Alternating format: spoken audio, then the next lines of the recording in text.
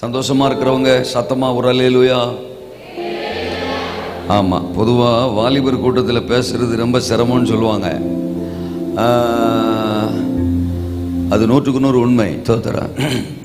ஆனாலும் சிரமங்களுக்கு மத்தியில் ஊழியம் செய்வீங்கன்னா எங்களை எல்லாரையும் ஆண்டவர் அழைச்சி அனுப்பியிருக்கிறாரு. தோத்தரா.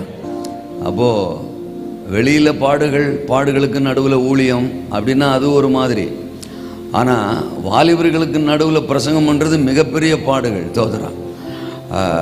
நாகர்கோயிலில் குறிப்பாக நம்ம யெகோவா ரட்சணிய சபைகளின் வாலிபர்கள் அப்படி இருக்க மாட்டாங்கன்னு நான் நினைக்கிறேன். ஆமீன். இங்கே சொல்கிறாங்க, இங்கே காணும். தோத்திரம். வரவேண்டிய சவுண்டு வரவேண்டியவர்கள்ட்ட வரல. தோத்திரம். நீங்கள் வாலிபர்கள் தானே?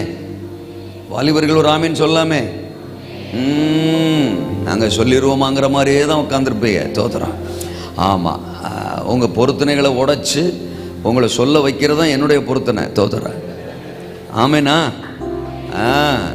உங்களை மாதிரி தோத்திர வாலிப காலத்தில் தான் நான் இயேசுநாதரை ஏற்றுக்கிட்டேன், என்னுடைய 18வது வயசில். ஆமாம், நாங்கள் வளர்ந்த அந்த காலத்துக்காக இன்றைக்கு வரைக்கும் நான் ஆண்டவருக்கு நன்றி சொல்லுவேன். அன்றைக்கு எங்களை வளர்த்த எங்களுடைய ஆவிக்குரிய தகப்பன்மார்கள், எங்களுடைய தேவ மனிதர்கள், ஊழியர்கள், அவர்களுக்காக இன்றைக்கும் நான் ஆண்டவருக்கு நன்றி சொல்லுவேன். தோத்திரம். அன்றைக்கு இருந்த பெந்தெகோஸ்தே மார்க்கம், அன்றைக்கு இருந்த சபை, எங்களை உருவாக்கின அந்த சூழ்நிலைகள் எல்லாம் தோத்திரம். ஐயோ, அது எத்தனை வார்த்தைகள் சொன்னாலும் போதாது, அத்தனை மகிமையான நாட்கள். இன்றைக்கும் அதே ஆவியானவர் சபைகளின் நடுவில் இருக்கிறார். இவங்க வளர்ந்த காலம் அப்படி. தோத்திரம். ஆவியானவர் சொன்னால் அவங்களுக்கு ஆமீன் வந்துடும். ஆண்டவர்னு சொன்னால் ஆமீன் வந்துடும். பெந்தெகோஸ்தேன்னு சொன்னால் ஆமீன் வந்துடும். சபைன்னு சொன்னால் ஆமீன் வந்துடும். ஏன்னா நாங்கள் அப்படி வளர்ந்தோம். தோத்திரம். இன்னைக்கு பாருங்க, ஆமீன் வர்றதுக்கு 6 மாதம் ஆகுது.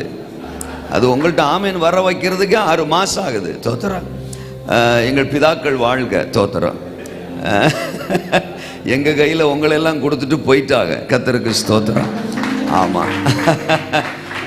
நாங்கள் என்னமோ அவங்களுக்கு இவ்வளவு டார்ச்சர் கொடுத்துருந்துருப்போமான்னு தெரியல. தோத்திரம். ஆமாம். ஆனாலும் கர்த்தர் நல்லவர். உங்களை எழுப்ப எங்களுக்கு உதவி செய்வார். நீங்கள் எழும்புவீர்கள் என்று நம்புகிறேன்.